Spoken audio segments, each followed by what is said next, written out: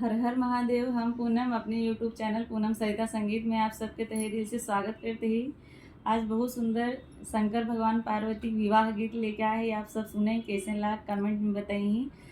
बारात निकला था, तैयारी कैसे कैसे होता, कितना जने आमंत्रित हैं शंकर भगवान की बियाह में गाना के माध्यम से सुनत जा।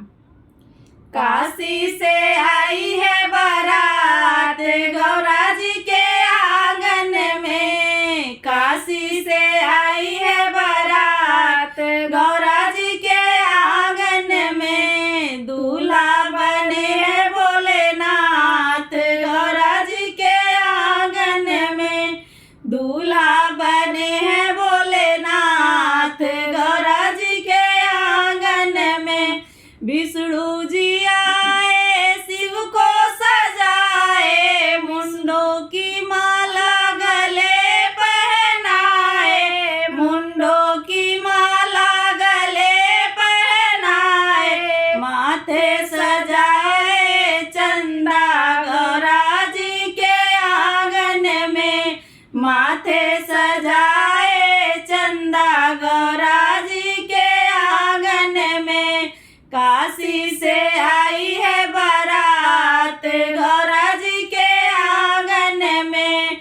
दूल्हा बने हैं भोलेनाथ गौरा जी के आंगन में। ब्रह्मा जी आए मंडप सजाए, शिव गौरा की शादी कराए। शिव गौरा की शादी कराए, लगन लिखा रहे आज गौरा जी के आंगन में। लगन लिखा रहे आज गौरा जी के आंगन में।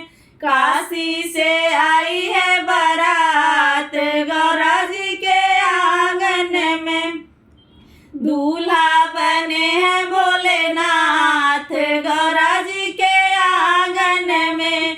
अवधपुरी से राम जी आए, गौरा माँ की डोली सजाए। गौरा माँ की डोली सजाए, सीता जी करे सिंगार गौरा जी के आंगन में।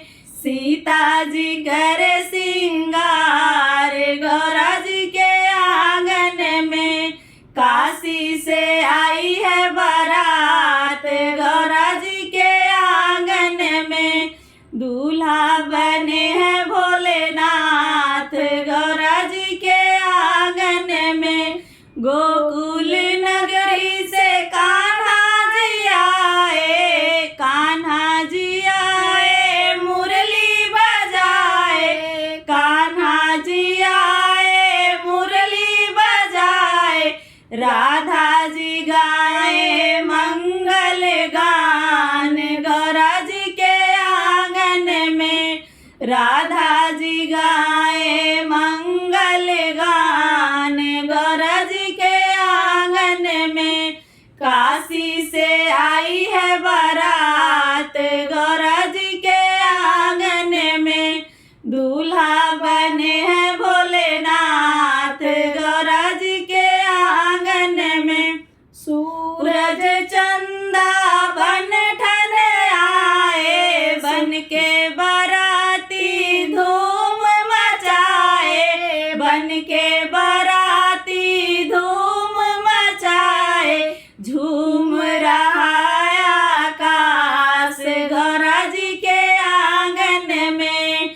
झूम रहा आकाश गौरा जी के आंगन में।